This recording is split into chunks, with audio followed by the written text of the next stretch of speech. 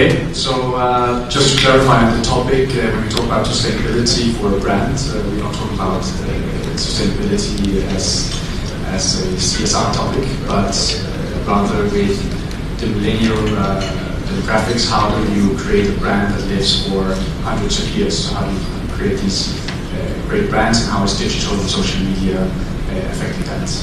So I think we will take a round and just do a bit of thoughts around the topic, how we see the millennial demographics, how they are different from other generations, and also how social and digital affect this. Hi, very good afternoon. Just a short introduction about myself. I'm CK from e-commerce Milo, and also I'm the founder of CEO Mouse, a marketing agency. And just to kickstart, actually my team, 80% of them are below 30s, and yes, they don't read newspaper. And they will ask me why I need to read newspaper, whereas I can get it from e-paper, I can read it from Facebook, and so and so. So definitely the trend has changed, and mobile, I think everyone understands mobile is the key, but I would like to highlight more on the media. Like, you know, as a marketer, as a brand owner, we should really know where the users are spending their time on, and it will be very different from country to country. Right? Let's say in Hong Kong, maybe in Hong Kong, Facebook is still not big, it's not that popular compared to this region. And in Hong Kong, maybe you need to do more on celebrity endorsement.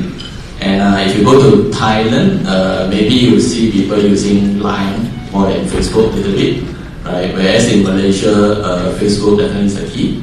And of course, the media trend has changed as well. Not really the media trend has changed, but the consumer behavior has changed. And local users, they get engaged to Instagram, and the users are growing like this. So I guess, again, as a brand owner, as a marketer, we really need to know where the users are spending their time on, right? And which media they're spending on time. And after you get the users in, after you get the visitors into the website, then only we talk about technology, you know, remarketing, automation, and so and so. Yeah, I think that's my thoughts about digital and social media here. Good morning, this is Venkatesh. I'm the CEO of Adata. It's a mobile ad network based out of South India, and I'm based out of Chennai. So I'm also a co-founder of Maxter, which is a leading digital store which has totally changed how you can read magazines online. So you can actually see the way things are moving from print to digital. So I'm going to share some views on how the mobile has changed the way brands reach out to the consumers. So I'm going to talk about how mobile has changed life, and how we as an agency, we help. What we do is we help brands to actually acquire users. So through advertising, through different type of advertising, not just the traditional media, but we are using methods like banner ads on mobile apps as well as on mobile websites. So to get more users, the relevant users. So our basically I'm going to share some views on that front, and I think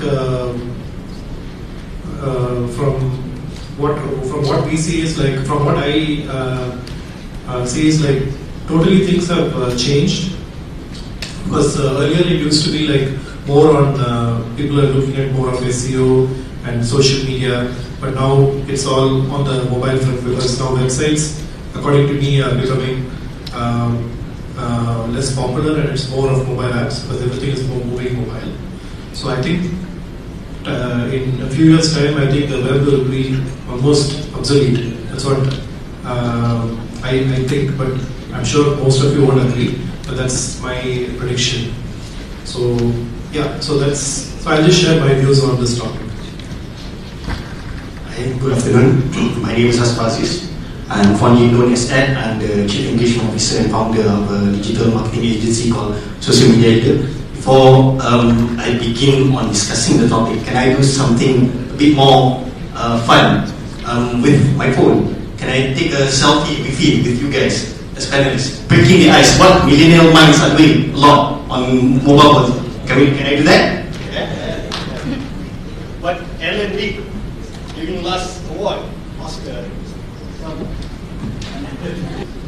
So that is the trend. If you open your phone today, the millennials, they do that. In fact, even President Obama and David Cameron did it during Nelson Mandela's ceremony, and it got a lot of attention as well. So to understand the millennial minds, there's no difference between the generation gap, to be honest. Because I come from Generation X, and I employ a lot of Gen Ys in my own company. And the key word here for me is actually engagement, because we are dealing with people at the end of the day. And how do we engage with the millennial minds to bring back and for the brand? How do we engage with the millennials? Today, the millennials they crave what we call things that everyone craves actually. The four things. One is significance. They want themselves to matter. You know? They want to be loved. They also want to be accepted, you know, as a person. And the most important thing is actually, and what the two other panels have discussed, is actually building connections. And if brands are not doing that, you know, on the digital sphere, especially in targeting the millennials, then you are losing sight, and you are not connecting and engaging with the brands. And in my organization, for example, my staff or my employees, they come from a generation that likes to job hop. And I'm sure if you are in as an employer, you know the millennials are job hoppers. Right? I can attest to that. And how do you create significance with them? How do you make sure that you want to create a brand loyalty, you want them to stay with the organization, you want them to contribute? How do you make sure that they don't actually job hop to another organization? What are they craving for? One of the things that we see with a lot of the millennials today is actually they want a career that have significance, matter to them, not necessarily just the money thing. And the other thing that that I actually noticed in my own organization is they want portability, because in today's digital world, career, you can have so many types of career, but you can actually work at one of any internet cafe, Starbucks, for example. And this generation, these millennials, they like to have this portability and flexibility. And for today's brand, this is what for you to sustain, for us to sustain in this with the millennials. This is something that we need to look into. So that's just my thought.